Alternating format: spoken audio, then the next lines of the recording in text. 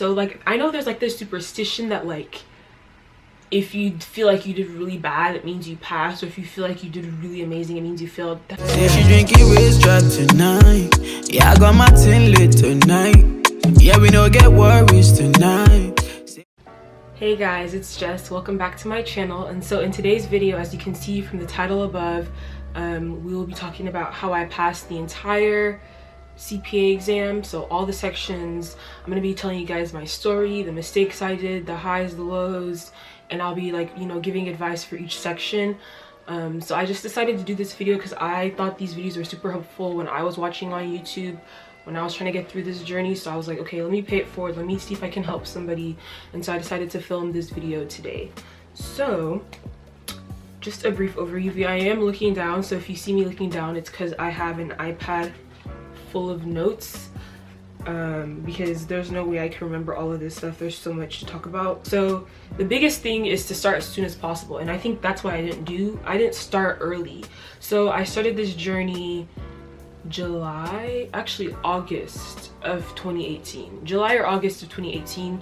So like the summer basically before I had started working. I graduated May 2018, and then I started working beginning of August. So I started my journey for studying around there. So I had practically wasted my whole summer. I didn't really seriously study. I remember trying to start with reg first. So technically I did start with reg. I kind of like was casually studying, like not seriously studying, and then I had taken that test in October and then failed it and then moved on to audit. So it's been a long journey, but the biggest thing is to make sure you utilize your summers. Like if you're graduating and you have a summer before you start working, that's the best time to knock as many of them out as possible. Honestly, because I didn't realize that this exam was so involved and difficult, I kind of was like, oh no, I can definitely work and study, like it's no big deal.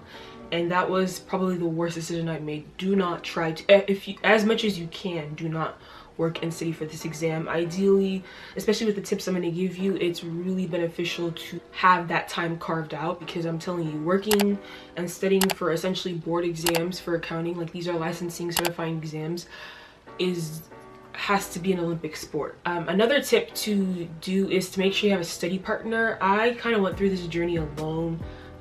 I didn't really have anybody close to me that's taking the exam. There was classmates I knew that were taking the exam, but a lot of them I wasn't either not really close to them, or they had already kind of finished their journey. So they couldn't really, they wouldn't be like people that I could kind of study with along the way. And so like where you can, make sure you find someone to study with. I realized that even through undergrad, like study partners, accountability partners, those people kind of help you, keep you on top of things. And it was so frustrating and so annoying essentially to have to study and when you don't want to study. And so if I had somebody with me, I think that would have helped a lot. So if you can get a study partner, if that's somebody at work you have to meet, or if someone that coming out of school that's trying to take it when you're taking it, it will make the journey so much easier. I wish I had done that. I wish I had found somebody. I wish I'd kind of reached out more. Make sure you schedule out your exam before you study. So that one is major key. You should really not be studying unless you have a date on the calendar, because I'm telling you, once you have a date on the calendar, then you will be forced to study. Because when you see that, oh, I only have a month left, only have 2 weeks left, that's a big motivator, especially when you're paying $200. I think last time I checked it was like $225 for one attempt at this exam, which is insane. So definitely, I think that's before you do anything, before you can map out a study schedule, make sure you put a date on the calendar. I think that's the biggest thing. That will help keep you organized, and it'll help kind of give a direction to all your studying. The next thing, this is like a pro tip, so if you're watching this, like you really are going to get the tea. So when you are scheduling your exam, make sure you're scheduling it towards the end of a testing window. So is it NASBA or AICPA? I don't even know who. I guess both of them. I guess it's AICPA. They have what they call testing windows. And so from let's say March 1st to like May 30th is a testing window. And so basically everybody in that testing window will get their score at the same time. So if you take your exam on March 3rd and someone takes their exam on March 28th, y'all both will get your exam scores back, let's say the same time, I don't know, maybe end of June. And so the person that took their exam score back in May, or took their exam in May, is having to wait less time. And you know, they're not wasting their time waiting for a score that could possibly be a fail, and that's less time that they have to retake. So basically what I'm saying is that if there's any kind of window, and I know there is now, they've changed it. The windows used to be much larger. They used to be like 2-month windows, and I think now they're like maybe a couple weeks to a month. So that's way, I know they've changed the whole scheduling of the exam, but basically if you can, try to schedule your exam toward the end of the window so that you're not waiting for everyone that hasn't taken their exam yet to finish, and then, you know, waiting even more to get your score back, because I think that helps with cutting down the amount of lost time you have. That's kind of where you have to play the system and know, like, okay, if the testing window ends at the end of May, then make sure I want to get my exam score, maybe not at that day, but as close as I can comfortably to that testing window, so that I'm not just kind of having dead time, like just all that time in between where you're not really studying because you're not sure if you pass, but you're not really moving on to the next section because you're not sure if you pass. But just make sure you're using those testing windows to your advantage and not just kind of wasting time. The next tip is to go with your gut feeling. So like, I know there's like this superstition that like, if you feel like you did really bad, it means you passed, or if you feel like you did really amazing, it means you failed. I have never experienced that. So all the exams that I didn't pass, I had a bad feeling about it, and all the exams that I did well on, that I passed, I had a good feeling about it. So like, don't listen to the superstitions. I know it works for some people, but I would say just take that with a grain of salt. So like, listen to your gut. Like, if you feel like you did well on the test, you most likely passed. I don't know, I saw that on Reddit a lot. Oh, I feel like I did well on the test, does that mean I really failed? Like, no. I mean, if you study and you know your stuff, it's normal to have a feeling of, okay, I think this test went well. I don't think you should have to be coming out of the test miserably, you know, to feel like you passed. Because I feel like more times than not, if you're coming out of that test, you know, feeling like it didn't go well, which most likely means it didn't go well, or most likely means you're like on the cusp of passing but not quite. So don't do that. Don't listen to all that. It's not necessary. And also, just a general attack rule for getting through all the content. So I use Becker. Oh, I forgot to mention that I use Becker CPA software for studying. I had gotten that through the firm that I worked with initially. They had paid for all that stuff. So if you can get Becker for free, definitely, I think Becker is the best. I haven't used any other one, but from what I've heard and what I've seen, I feel like Becker is most comprehensive, most trusted, so I use Becker. So if you're using Becker, I think a general attack program for each of the chapters is to do all the lectures and skills practice first, and then come back and do all the multiple choice questions and simulations next. Just get all the information, just like a lecture day. And then after you've gotten all the information, then go back and do multiple choice and sims for each of those modules within the chapter. Because for Becker, each of the chapters are divided into sub-modules, and it can get very overwhelming if you try to like attack everything at once. So I think that's like my general tip, that I use that for every single section, and that worked for me. So, and then a quick thing about authoritative literature. Authoritative literature is not something that Becker really spends too much time on, and I mean, they do cover it in the sims, but I do think authoritative literature is pretty intuitive. It's pretty straightforward. You just have to really be good with research, get good with searching things fast, get good with being familiar with, you know, the IRC, the FASB. I forgot what the one for the audit one was. Is there an audit one? Someone comment down below if there is, or I'll probably insert something somewhere if I find something, just so that those authoritative literatures can be easy points. And if you've taken an exam before, if you've taken a practice test before, then you already know what I'm talking about. So now I'm going to get into the tips for each section. So, and I'm going to do it in order from the way you should take it. So actually, another tip.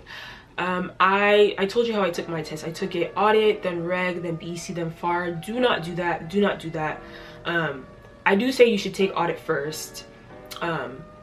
But you should honestly probably take either FAR or reg next, and then leave BEC last.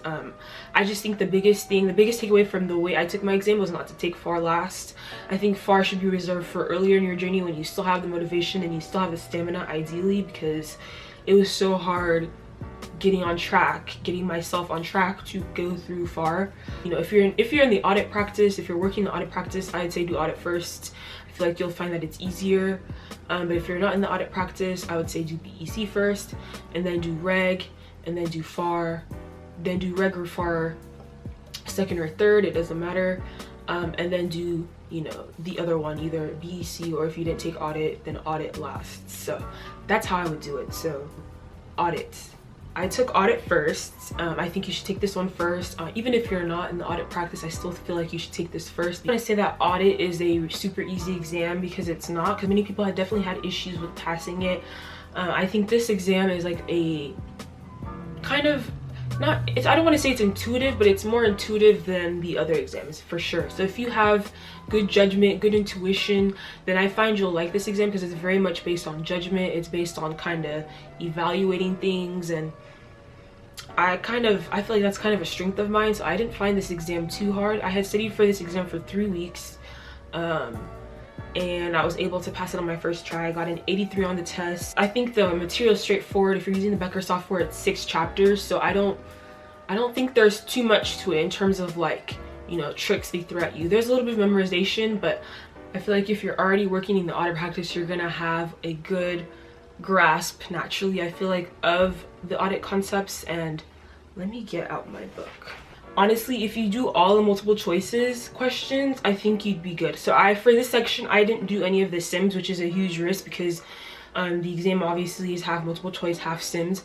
But if you do all of the multiple choice, I feel like the multiple choice reinforces what, you know, you'll see in the sims. The sims is really just application of the multiple choice. So I feel like you can get away with not doing the sims, but you know yourself. So if you feel like you need the extra practice, I would say do that. But I would say multiple choice takes priority over any kind of, you know, practice that you're doing. So I did all the multiple choice questions. I did do the skills practice. I think the skills practice is very helpful, and I did take some practice tests, but I didn't think the section was too bad. If you have no commitments, I would say 2 to 3 weeks. If you have some commitments, I would say maybe a month and a half. It should be a pretty good one to knock out first. So I did reg next. I feel like you could do reg second. Honestly, FAR and reg are kind of fair game for which one you should do second. So I took this one second. I think that's fine to do. I think where I messed up was not taking FAR third. So I took reg second. I thought this exam was a beast though. This section was a lot. I failed multiple times. I failed, should I say it? Okay, I'll say it. I failed 3 times. I did that because I was playing games. If I wasn't playing games, I would have been past this exam, but I was playing games. In the end, I did get an 82 on this section, and when I had first attempted it, I don't even think I finished the book. I think I maybe got through seriously 6 out of the 8 chapters. And I think the biggest thing for this exam is getting through the material. And tax is one of those sections where like there's a lot of little rules, there's a lot of little things, like there's like, you know, certain limitations, like, you know, certain things that trigger something when you go over it. Like there's a lot of little nuances with tax. I think this probably has a lot more memorization than usual. I just remember having to remember so many little things, like all the little tax rules, exclusions, just weird, and then like towards the end, like all the laws and how like things are incorporated and all that stuff. But reg was just that one where like really redoing the multiple choice questions helps a lot. So I went through, did all the multiple choice questions, and I went through back and then redid all the multiple choice questions again. I think that reinforcement was key. That's something that I didn't do before when I had failed it. I kind of just did the questions regardless of if I understood them or not, just praying and hoping that like I had absorbed 75% of the materials to get the 75. But really going back and redoing all, it sounds sadistic, but really going back and redoing all of those problems were game changing. And for this section too, I didn't do the sims, but I would say it could benefit you to do the sims for this section. I also took a big risk again. Like audit, I think multiple choice questions is priority.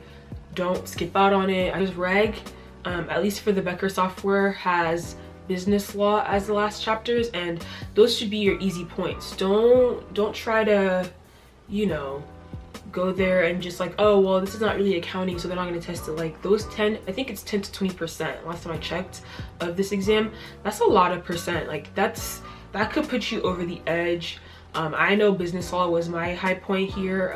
I ended up doing really good on that section, and that's what probably boosted me comfortably over the edge. So try to get all your points from there as well. Don't neglect that. It's towards the end, but it's still very important. if you have unlimited time, or if you don't have time commitments, I think 1 month to 1.5 months would be good. If you work full-time, maybe adjust accordingly, but I would say a month, 1.5 months is you're in pretty good shape. And then the FAR section is what I would have taken third. So I'll talk about FAR a little bit. I do have a whole video on how I did FAR, how I passed FAR. I'll link that down below, but briefly, the biggest tip for this section is do not take this section last. Don't take it last. Do not take it last. Do not take it last. Do not take it last. I want you guys to watch that video. And the last section that I feel like I should have taken last was BEC. I took this one third. I should have taken it last, but you know, God's plan. But I only took this section once, and I only did the MCQs once when I did this. So I actually took a vigorous, I didn't do any of the sims.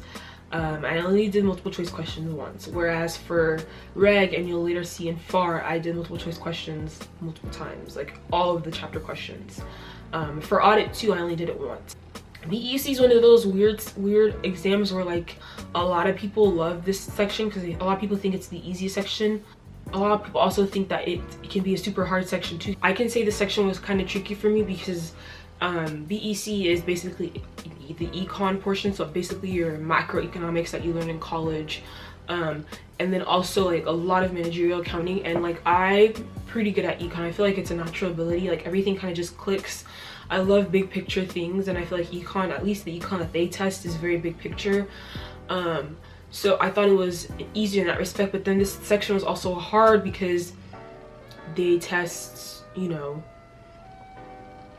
different things like managerial accounting, operational accounting. And I remember in college, and even on this, while saying for this, that was not, it wasn't clicking like that. So this section was kind of a grab bag. In the end, what saved me was doing really good on the econ section. So if you know you have a natural ability, whether that's the econ portion or the operational portion, I would say really try to focus in on mastering that, because this section can be weird in that it's kind of like a random section. Like whereas the other ones kind of focus in on one topic, this one almost picks up everything else. So yeah, I don't have like a crazy tips on this, but I would say if you're good with econ, you will like this section. Make sure you master econ, you'll be fine. If you're good with operational accounting, you will also like this section. Make sure you master that and you'll be fine. I think because if looking at my report, I did really good on the econ section, but I didn't do so well on the operational section, so but it balanced out to get me an 80. And I just did the multiple choice questions. You know, I didn't do anything too crazy. I didn't do too many sims, although for this BEC section there is a writing portion, so make sure that you do that, because obviously, or make sure that you practice that. I did remember practicing the writing section. So I think there was 3 essays and 2 of them are graded and 1 is experimental. So make sure you just get some practice with, you know, writing a quick essay under time pressure, just making sure you know how to you know, flesh things out. I know for me, one tip that helped with the writing section, and the writing section is 15% of your grade, so like don't underestimate the writing section. I think that's what boosted me. Nailing the econ section and nailing the writing section is what made me pass this exam on the first try, because the operational portion, which people will argue that's like the core portion of the test, was not my strong suit. So for nailing the tips for nailing the writing portion, make sure you practice like outlining concepts. You know, they'll give you a prompt and like you'll have to know how to organize it. Make sure there's an intro and a conclusion. Make sure that you know there's different tips or different points that you want to hit. And I'm blinking on the topic now. Let's say you want to talk about supply and demand. You have an intro, then you have a conclusion, then make sure you hit like what happens when supply goes up, what happens when demand goes up, and so stuff like that. And make sure you really kind of organize yourself, because they're just testing you on how you write and how you apply concepts, not necessarily if you got it right. So this writing section, if you're any kind of a strong writer, if you feel like you can improve with your writing, will be a good section to do, because none of the other sections have writing sections, and writing naturally comes easier to me. Econ comes easier to me. So I think the section was kind of a luck section for me, because I kind of was playing to my strengths. It would help to do some sims, but because there's essays as well, focus your time on the essays and then, you know, a little bit on sims. But with this one as well, do the multiple choice questions. Honestly, I would probably redo the multiple choice questions for this section as well, because the section can be kind of tricky and tedious, especially if, like, let's say none of these parts are your strong points. I think that's it for how I passed the entire CPA exam. I know I was kind of rambly, but I wanted to give you guys all my tips. If you guys have any questions, leave them down below. I'm happy to answer questions.